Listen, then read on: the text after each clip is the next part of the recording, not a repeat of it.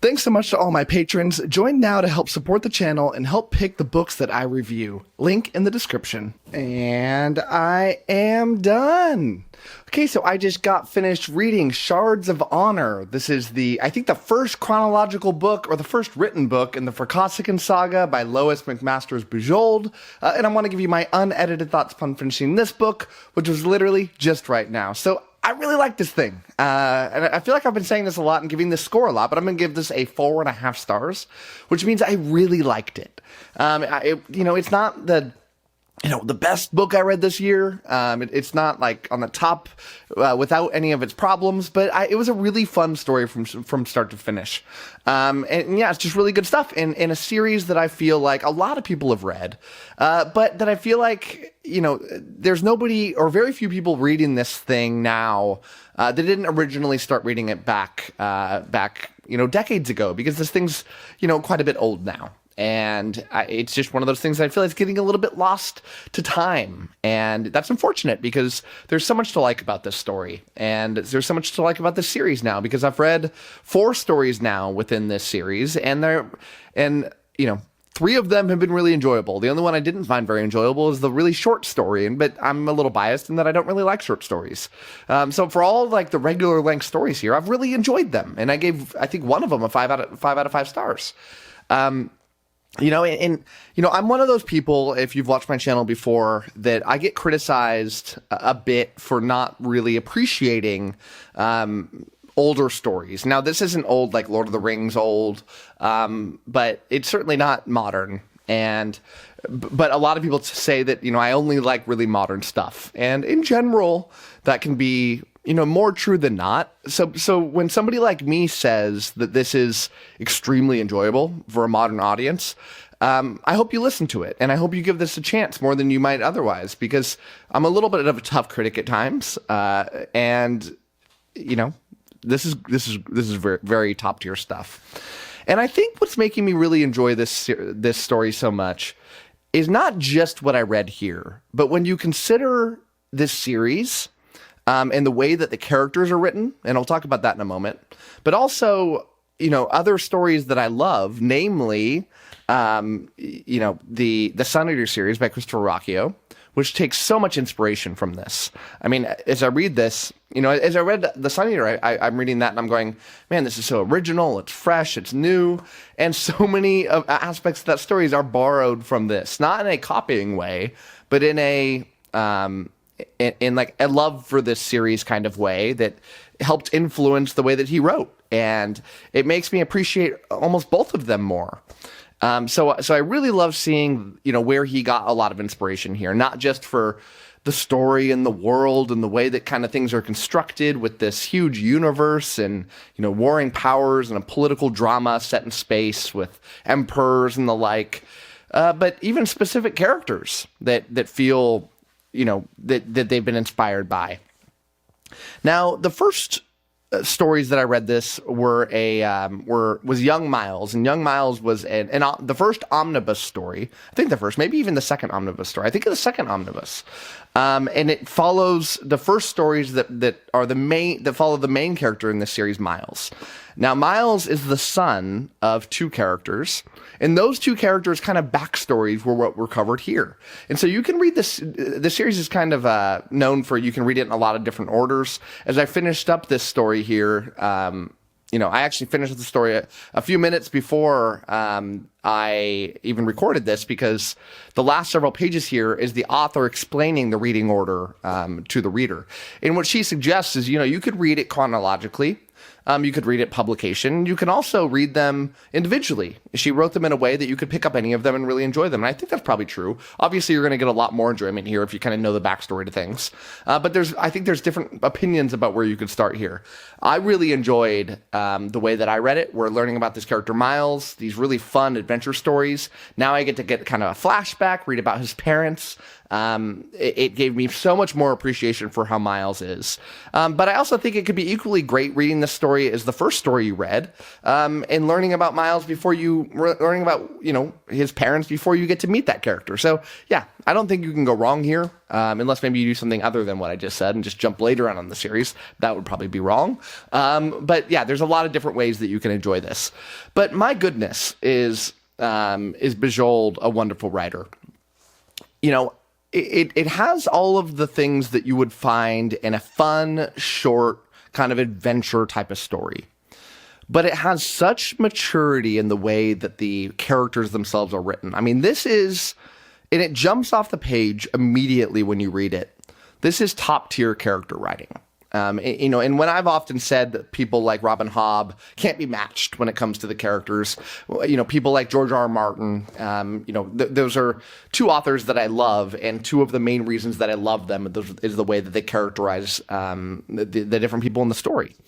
But this is up there, right? This is top tier stuff, and you can tell that often because it's hard for me to explain. But one of them is, the routine change that these characters are going through, the warring, thoughts going in people's minds that make them feel real, the non-perfection of characters and the lack of pure evil, the real character traits that all of us have in common.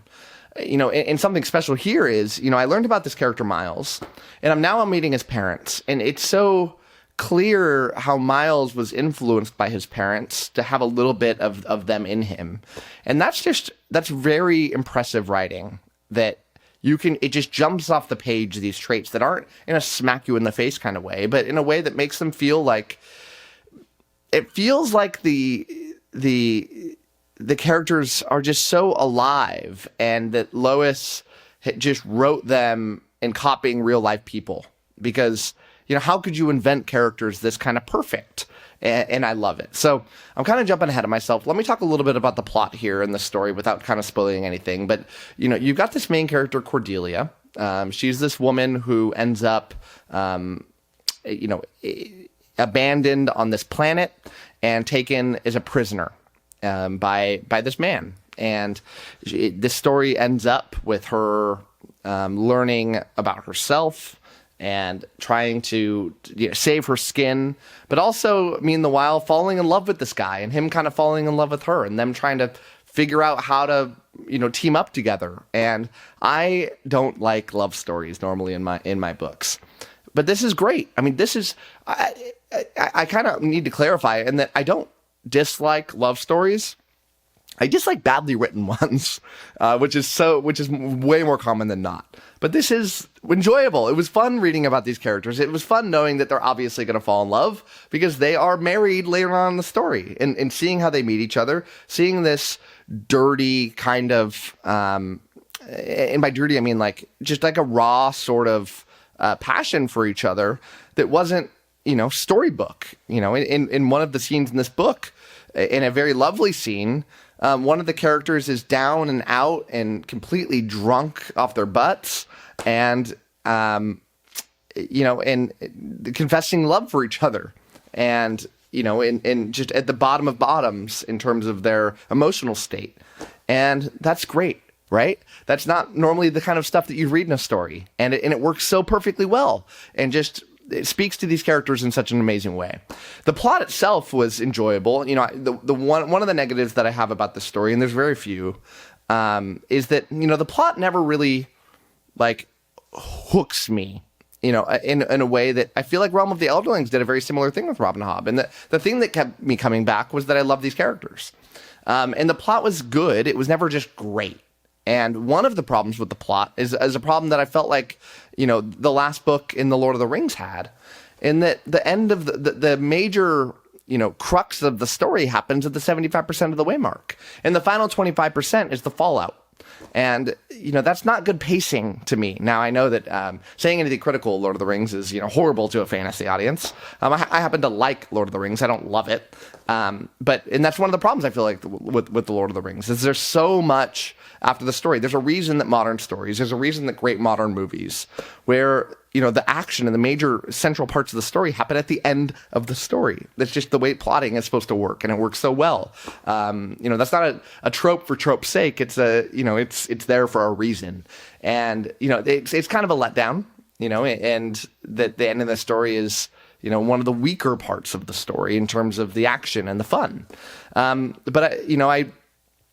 the action and fun is actually happening at the 75% of the way mark, it's really fun to watch. It feels like a little, fun rogue, trying to, outsmart everybody. And I love books where characters not just trying to use their brute strength, but are trying to use their smarts and their guile to try to figure out how to get out of a sticky situation.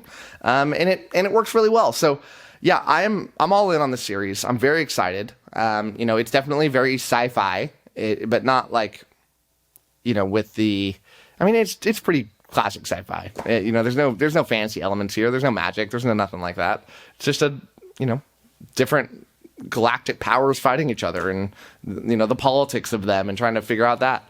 But yeah, I'm all in. I'm very excited to keep reading this. I would love if I loved all these things, and because I would then have a large amount of books that I'm going to read. I feel like this is a pretty long series in the teens, maybe even more in terms of how many books there are.